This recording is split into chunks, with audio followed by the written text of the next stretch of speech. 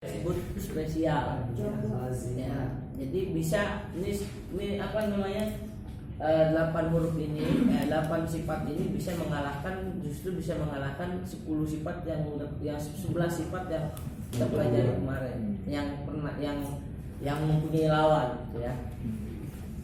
Kenapa? Karena ini walaupun huruf-hurufnya nggak banyak ya yang mempunyai huruf ini, karena huruf-huruf spesial ini sangat mempengaruhi bunyi daripada huruf. Nah, yang pertama sofir, hurufnya itu ada berapa hurufnya? Ada 3. Apa aja? Sod, zai, dan sin. Ya. Menjadi pertanyaan kenapa huruf shin enggak yang sya? Nah, Sin apa? ya, yang masuk sin. Jadi sod, zai, dan sin. Sod, zai, sin. Sin tapi sin kecil. Iya, sin kecil. Ya. Hurufnya saya tulis di sini tadi. Iya, san juga san. Sod, zai, dan sin. Ya, sod, zai, dan sin.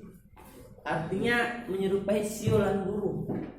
Kalau di kampung saya sana di Mauk, ya, di Mauk itu ada banyak rumah walet, rumah walet. Iya. Nah, di situ di dalamnya biasanya kita setel apa namanya itu kaset ya, supaya walet itu pada datang. Kalau udah banyak itu bunyinya pada gitu. Maksudnya saking banyaknya. Memancing. Ya, itu suilan burung. Kasetnya suara apa tahu? Suara burung. Oh, suara burung. Iya, suara burung buat narik burung yang lain. Gitu. Ya, itu namanya sofir. Sofir itu siulan burung.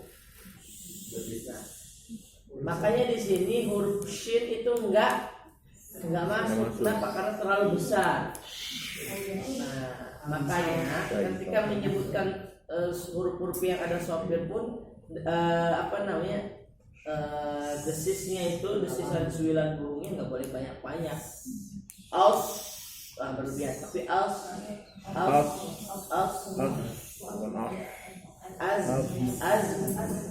zai ini yang sering pada ini ya, zai itu kadang berja, zo, Ijajo. nah huruf zo kadang jadi sopir zo. Ingat ya, kalau huruf zo masih ada desis burungnya itu berarti belum pas. Itu takarannya di situ. Zo. Coba huruf zo nih. Zo, ri, lu. Ya. Sekarang zai. Zazizu. Aziza. Nah, kemudian huruf sin. Sa. Si. Su. Sasa. Susu. Sisi. Ya, jadi sa. Bisu. Ya, karena pada dasarnya sod dengan sin itu nggak jauh makrojnya. Ya, maka sebetulnya katanya kalau kata guru saya begini, kalau sulit banget menyebutin huruf sod, udah huruf sin aja. Orang riwayatnya ada kok yang membolehkan. Nah, Ada di orientasi ya dia. ada ihdinas sirata, dibaca ihdinas sirata. Ada yang baca sin. Sirot. Ya, ada juga ya besut pakai sin ya besut. Di atasnya ada di. Ya, ada tulisan. Nah, itu ada yang memang ada yang baca dengan sin, ada yang dengan sod. Berubah makna enggak? Iya. Nah, tetapi ya kita bagi yang sudah belajar ya, harus disempurnakan sifat-sifatnya gitu loh. Karena pada dasarnya belajar tajwid itu haqqahu wa mustahaqqahu. Ya, memberikan hak kepada huruf yang mempunyai hak tersebut. Itu. Jadi belajar adil, baca Quran itu belajar adil. Ya, kalau nggak adil coba tuh. Didengarnya enak nggak? Nggak enak. Tapi kalau walaupun suara kita nggak bagus, tapi kalau baca Qurannya sesuai tajwid, enak gitu. Ya, jadi memang seperti itu. Hebatnya Al-Quran seperti itu. Yang kedua qalqalah. Nah, qalqalah kemarin kita udah bahas ya. Jadi qalqalah itu mantul. Ya, kalau mantul itu enggak mantul kayak gini. Ada bola kita pantulin dari sini. Jul, itu enggak mungkin mantulnya ke sini. Kalau enggak kita tekan, ya kan? Ya, kalau kita tekan bisa lebih kencang. Ini yang dinamakan mantul di sini. Seperti kita melepas bola di tinggi 1 meter. Dia akan kembali lagi paling hanya sepertiga mendekati. Kalau sepertiga ini dua penafsiran ya. Jadi begini, sepertiga ini dari 30 sampai 70% pantulannya. Ingat, dari 30 sampai 70%. Ya, tapi nggak mungkin sampai 100%. Ya. Makanya ketika ada qalqalah kubro, ada qalqalah sugro, ya, ada qalqalah akbar. Yang sugro berapa? 30%. Ya, sepertiganya di 30%. Kalau misalkan dia qalqalahnya qalqalah kubro, masuk ke 50%. Kalau dia membacanya dengan qalqalah akbar, ya, saya contoh ini, ya, akbar gimana? Nah, itu bisa sampai 70%. Ya.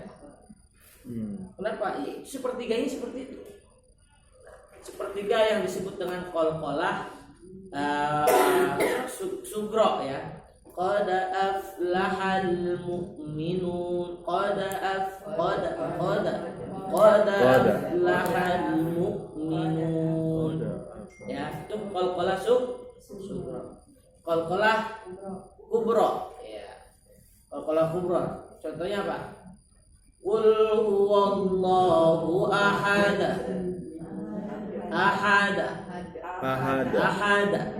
Dia lebih terasa.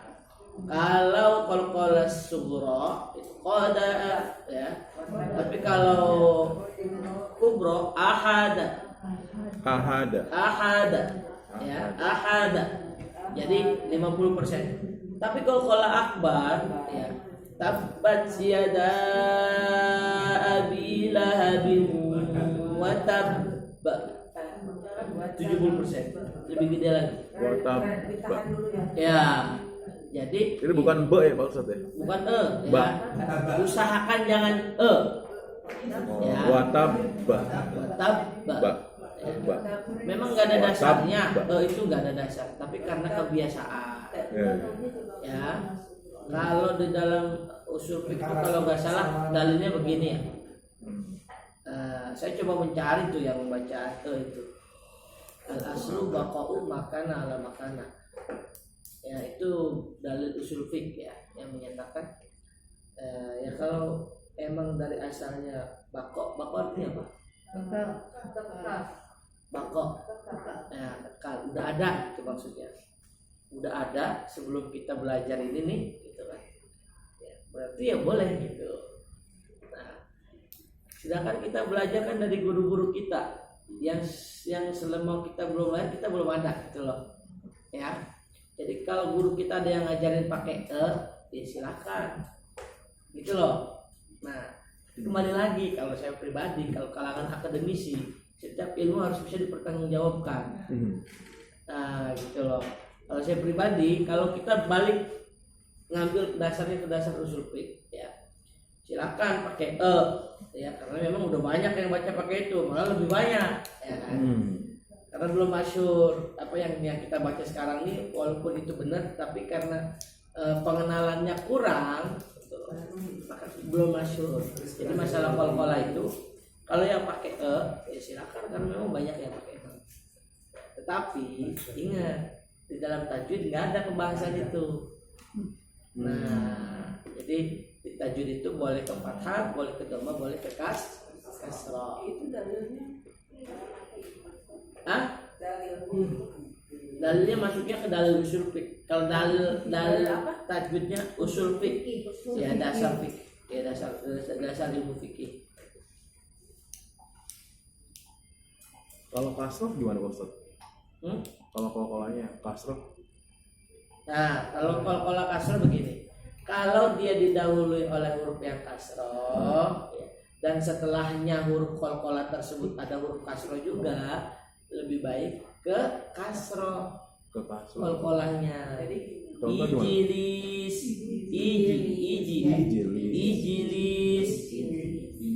ijilis, iblis, Ibi. Iya. Oh gitu. Kalau dia ketemu kasroh tuh kasroh lagi kalau Ustaz. iya. Kalau ke fathah enaknya ke fathah. Qad aflahal mu'minun. Masa qad aflahal mu'minun masih benar. Ya, tapi lebih bagus yang apa? Iba. Ya, kecuali didahului oleh diapit lah bahasanya ya.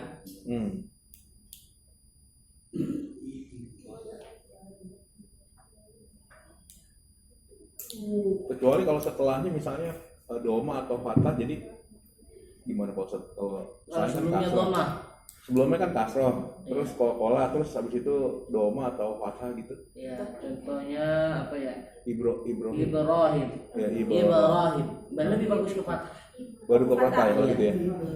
Ibrahim. Ya, nih kol-kolah kasroh itu apabila diapit oleh dua huruf yang kasroh. Oh, Nah, gitu. itu lebih mudahnya seperti itu.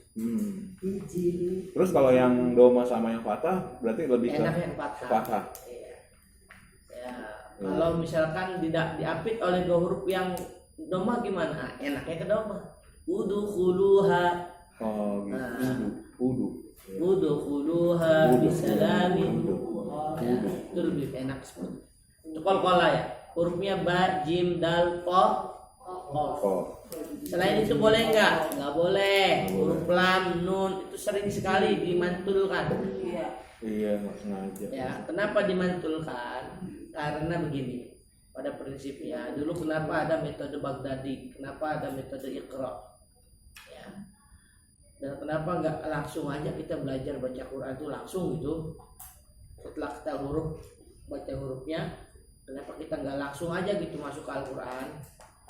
Ya, ternyata ya, memang bagusnya membaca Al-Quran itu kalimat per kalimat. Maka ada naber itu Bu. Ya, adanya naber kenapa? Naber itu untuk memisahkan kalimat salah satunya. Contoh, iyyaka na'budu wa iyyaka nasta'in. Orang Tanah Abang dulu banyak yang baca ini. Tapi juga ada saya bilang itu. Ya, orang Tanah Abang banyak dulu baca begitu. Itu berarti tidak kalau baca. Hah? Iya. Berarti tidak kalau baca. Na'budu. Enggak berubah makna, justru itu maknanya jadi terpisah, jadi bagus. Tetapi ya di dalam qiraat, nih dengerin. Di dalam qiraat naber itu ada batasnya. Beda ketika kita sedang membaca kitab. Oh. Nah, kalau kita terlalu lama memisahkan antara naber itu, akhirnya jadi saktah Bu. Iya. Oh, iya. Contoh, iyyaka na'budu wa iyyaka nasta'in. Kan asalnya iyyaka. Iya. Kenapa orang baca seperti itu? Untuk memisahkan supaya jangan dianggap iyyaka na'budu wa iyyaka nasta'in. Iya. Kalau kita nerjemahin kita begitu salah. Iyyaka na'budu wa iyyaka nasta'in. Nggak boleh. Yang betul gimana? Iyyaka na'budu wa iyyaka nasta'in. Nah, orang-orang di sini dulu banyak kiai-kiai yang memang literasinya sering baca kitab. Akhirnya dialeknya terbawa sampai ketika kita baca Al-Qur'an karena dia paham kata per kata. Akhirnya apa? Iyyaka na'budu wa iyyaka nasta'in. Begitu baca. Ya, karena sudah terbiasa. Ya. Tapi bisa nggak teman beliau-beliau itu baca gitu? Iyyaka na'budu wa iyyaka nasta'in bisa. Tapi kalau yang pakai nabar itu iyyaka na'budu wa iyyaka nasta'in. Ini nabar bil kalimat. Ada nabar bil harfi. Nabar bil harfi kan ini. Waladdallin. Ya kan? Kenapa orang-orang dulu kiai-kiai dulu Dallin. Kenapa? Pertama, ya. Huruf lam itu ya, huruf yang sangat lembut sebetulnya. Ya, hurufnya lembut. Ya, tapi tidak masuk huruf kalkulin ya. Dia lembut. Lembutnya apa? Dalam pengucapan. Kalau ada tasdid, kalau tidak ditekan, ya orang nggak tahu itu tasdid. Walau contoh, walau dolin, ya kayak nggak ada ini ya, Iya, iya. harus ada aksen. Walau dolin itu naber. Naber itu aksen, ya aksen, ya aksentuasi itu disebut dengan naber. Kayak misalkan ada kalimat tanya, ya, tapi nadanya bukan ada orang nanya. Jadi Mau berita. kemana? Jadi berita. Hah? Jadi kalimat berita kalau ada kalimat tanya. Gimana? Ya kalau bertanya tidak ada tanda tanya, jadi seperti kalimat berita. Kalau Iya, kayak kabar berita. Itu untuk membedakan seperti itu. Nah, tapi kembali lagi nih naber di dalam Al-Quran itu yang satu naber bil kalimat untuk menjelaskan kalimat. Naber bil harf itu untuk menjelaskan kedudukan huruf di situ tersebut. Gitu untuk lebih jelas gitu loh.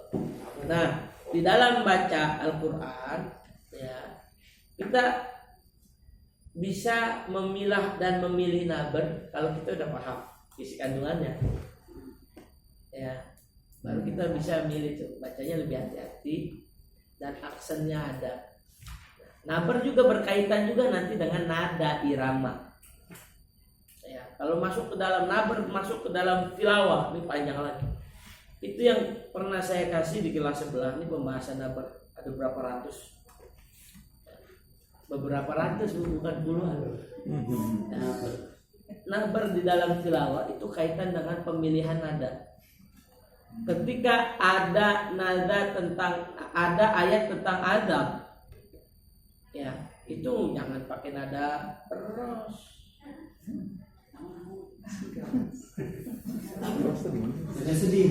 Iya, kalau ada nada tentang larangan, wala taqrabuz zina innahu kana fahishatan wa sa'a sabila, itu boleh pakai ros. Ya baru kejanjiran, penekanannya bagus. Wala taqrabuz zina innahu kana fahishatan wa sa'a sabila. Itu lebih bagus. Artinya pun ya kan bagus, maksudnya sama gitu, penekanannya keras. Jangan kau deketin zina, deketin aja orang boleh, melakukannya kan begitu. Kalau ayatnya seperti itu pakai nada nahawan, wala taqrabuz zina innahu kana fahishatan wa sa'a sabila. Emang nadanya enak ya, tapi terlalu lembut, nggak bisa buat nasihat, buat kalimat larangan. Wala taqrab, wala tafal. Kalimat larangan dan kalimat perintah pakai ros gitu loh ya. Maaf saya suaranya habis.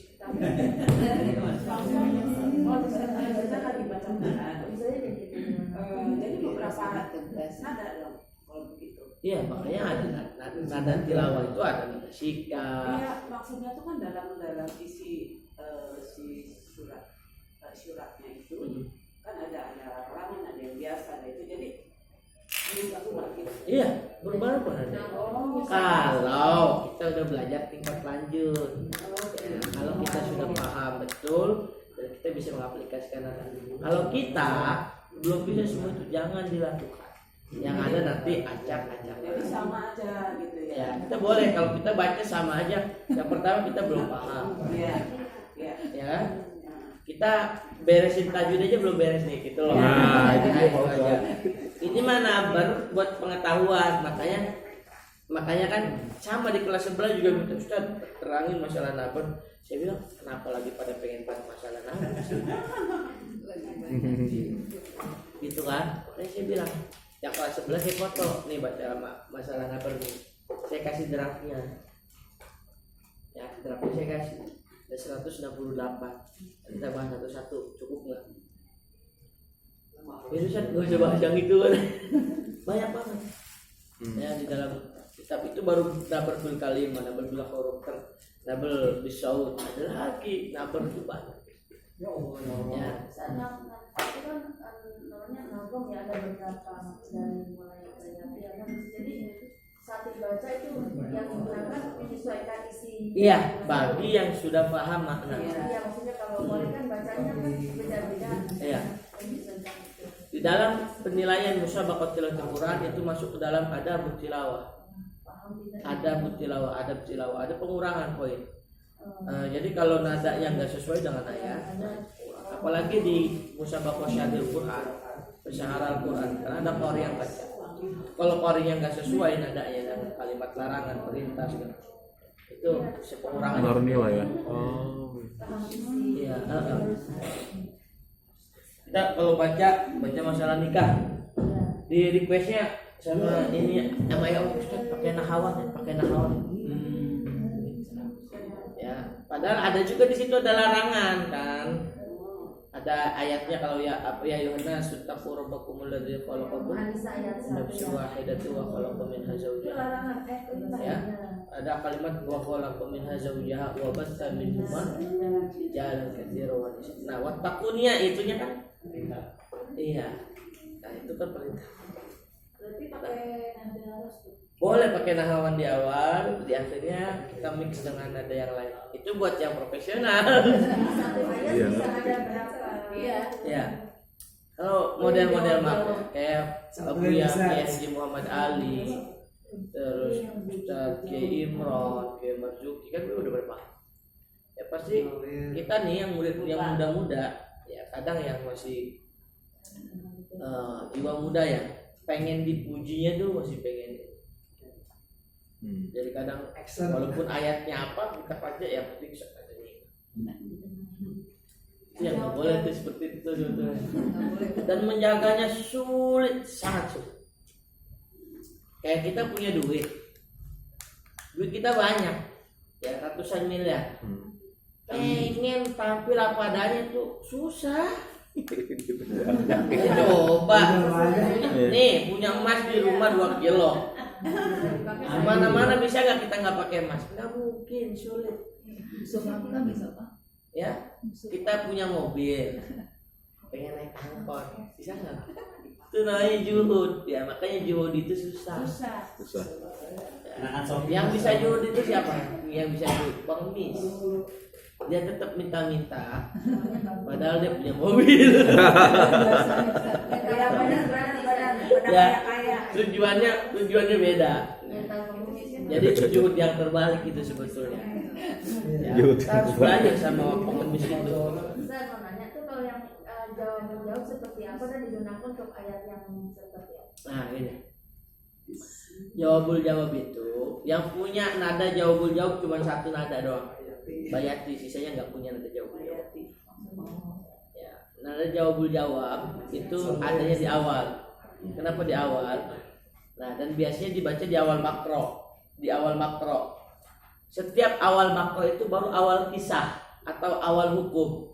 Biasanya di awal hukum itu nggak ada larangan, ya, nggak ada perintah, tapi kisah. Nah, maka di situ ada jawabul jawab, penekanan. Penekanan itu seperti kita membaca paragraf terakhir, ya harus jelas. Inti dari Ya, maka lebih tinggi. Maka Bayati jawabul jawab itu nada yang paling tinggi. Itu menandakan bahwasanya alinea pertama sudah beres, masuk ke yang selanjutnya. Tapi di tengah-tengah ada ros, ada nahawan, ya, ada syika, ada jiharka.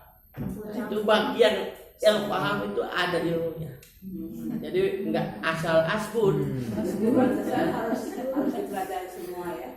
Ya, semuanya. Makanya dia bilang kalau setiap ilmu kita praktekkan enggak ada sebuah amal yang enggak dipraktekkan tanpa ilmu itu enggak ada manfaat, enggak ada faedahnya. Jadi ini Pak, Itu yang di ain itu. yaitu makro. Per ain itu harus Rubah-rubah. Setiap ain itu awal baca. Awalan baca. Ya kita kalau mau baca nih kalimat utama dari gitu. makro ke makro. Kalimat utama gitu. Ya. Tadi yang paling Kalau misalnya imam dia baca gitu kan atau qori baca, kadang-kadang dia nangis gitu ya. pada bacaannya itu Karena dia tahu artinya. artinya. Tahu dari itunya. Ini di dalam Al-Quran surah Al-Anfal apa An-Nahl ya, saya lupa ya, Al-Anfal ya, itu di situ dituliskan wajilat qulubuhum wa idza tuliyat alaihim ayatuhu zadatuhum imanan. Kadangkala orang yang nggak paham artinya pun nangis. Iya. Kenapa? Karena sifat dari Al-Quran itu melembutkan hati. Iya. Ya, kalau tanda-tanda orang yang lembut hatinya, orang itu suka nangis. Ya, kalau kita jarang nangis, mohon maaf ya. Keras. Ya, kita harus menanyakan kepada diri kita, apa sekeras apa hati kita. Ya, maka kadang kita tuh laki-laki tuh bukan orang yang jarang nangis. Ya, saya dulu mikir, kok keras banget ya. Saya nggak pernah melihat dia nangis. Ya, tapi ketika saya udah dewasa gitu ya, sering melihat beliau nangis. Gitu kan. Jadi karena memang yang disebut dengan sering kita baca Al-Quran, maka kita akan mudah untuk gampang nangis. Sensitif. Ya. Si Ali Jabir katanya kalau baca Quran nggak bisa nangis, diusahakan untuk bisa nangis gitu kata saya Ali Jabir. Iya, malah memang kalau kita sepertiga malam kita baca Quran, sebisa mungkin kalau bisa sampai nangis. Sepertiga malam. Makanya harus tahu artinya. Ustadz yang tahu artinya gitu mungkin nangis loh. Iya, makanya ada yang menyunahkan begini. Ya, kita tuh orang Indonesia, baca Qurannya harus 2 kali. 2 kali. Satu baca Quran, Dua ada 5 maknanya. Itu. Supaya apa? Supaya nyampe ke kita. Tapi bisa nggak sih orang baca Quran doang tapi nyampe ke hati sampai nangis? Iya. Bisa juga. Apalagi orang penghafal Al-Quran. Orang yang biasa ngafal Al-Quran, ketika dia ngafal, Allah kasih kesulitan dia nangis. Mikir, ya Allah, saya punya salah apa? Kok sampai ayat ini susah dihafal? Bukan karena maknanya, karena merasa dirinya langsung ditegur sama Allah gitu loh. Iya. Jadi memang Al-Quran itu luar biasa. Karena Al-Quran bukan makhluk ya, bisa ngingetin kita. Ya jadi itu luar biasanya Al-Quran. Wajilat qulubuhum wa idza tuliyat alaihim ayatuhu zadatuhum imanan. Ayat kedua. Kenapa saya baca dari potong dari tengah, kalau dari atas lumayan panjang juga. Ayat kedua apa ayat ketiga? Jadi memang membaca Al-Quran itu bisa meluluhkan hati. Seperti itu. Ya. Kalau irama-irama mah ya gampang aja. Ini kita kembali ya. Iya, Pak. Itu ya. Jadi itu masalah qalqalah. Nah, kenapa qalqalah huruf-huruf lain biasa kena qalqalah? Karena kita bacanya itu enggak per kalimat. Nah, kalau per kalimat tadi larinya ke nabar itu sebetulnya, tapi itu bagus. Contoh nih. Alhamdu. Kalimatnya alhamdu. Lam kenapa kita baca jadi qalqalah? Karena keterusan. Keterusannya kenapa? Dulu ya, guru-guru kita ngajarin alhamdu itu langsung alhamdulillahi sampai situ. Akhirnya apa? Alhamdulillah terburu-buru. Karena terburu-buru jadi alhamdulillahi rabbil alamin, ya kan? Nah, jadi ucapkan huruf per huruf, kalimat per kalimat. Beres al pindah ke ha. Alhamdu gitu. Alhamdulillahi. Maka ketika orang belum belajar, maka ada metode tadris itu baca aja terus supaya terbiasa. Mau salah mau benar baca terus. Mau wakofnya di mana terus baca. Itu kalau bagi pemula. Tapi bacanya harus kata per kata, huruf per huruf. Nah, makanya ada Quran kata per kata ya. Kenapa nggak diomelin? Karena memang dibolehkan. Ya, tulisannya kan jauh-jauh. Bagi orang yang lancar ribet, tapi bagi orang pemula itu lebih mudah. Alhamdulillahi rabbil alamin. Betul nggak baca begitu? Betul. Ya, hi-nya nggak panjang. Tapi karena kita ngaji pengen cepet beres, akhirnya begini. Alhamdulillahi Rabbil Alamin. Nah kita pengen cepet beres, kita belum lancar, ya. Ikutin nadanya, bukan ngelihat bentuk hurufnya. Akhirnya alhamdu, ya panjang, lillahi, ya panjang, Rabbil Alamin. Padahal harusnya kata per kata. Alhamdulillahi Rabbil Alamin. Itu betul. Walaupun masih terbata-bata. Itu yang di dalam Al-Quran dibilang falyaqra'ul Quran falyata'ta. Baca kata per kata, terbata-bata masih nggak apa-apa. Orang belajar. Ya maka saya ketika ngajarin teman-teman ya, di tempat lain yang memang mesti nggak apa-apa baca kata per kata. Malu pak kalau bacanya kata nggak apa-apa. Orang yang dibaca masih Quran kok. Kecuali saya suruh baca baca Iqra di depan orang-orang banyak. Ya kan enggak ini malah Quran tapi bacanya kayak Iqra nggak apa-apa. Metode Iqra kan begitu kan? Ada yang kata per kata kan? Iya. Itu tujuannya, maksudnya. Ya, metode Baghdadi juga ada sama. Alif fathah a, ya. Alif kasroh i, alif doma u, a i u. Untuk apa? Untuk lebih mengenal harokat. Baghdadi itu. Dia nyampe ke kita kan? Kenapa pakai metode Baghdadi? Karena Imam Asim, ya, Imam Asim riwayat Hafs itu dari Baghdad. Saya tanya, yang nyebarin orang Islam di Indonesia itu sebetulnya orang Gujarat apa orang India? Itu sejarah tuh parah itu, harus ditulis ulang. POC itu. Ya, VOC itu. Ya emang yang buat VOC. Yang buat sejarah-sejarah kita itu banyak yang diputar balik.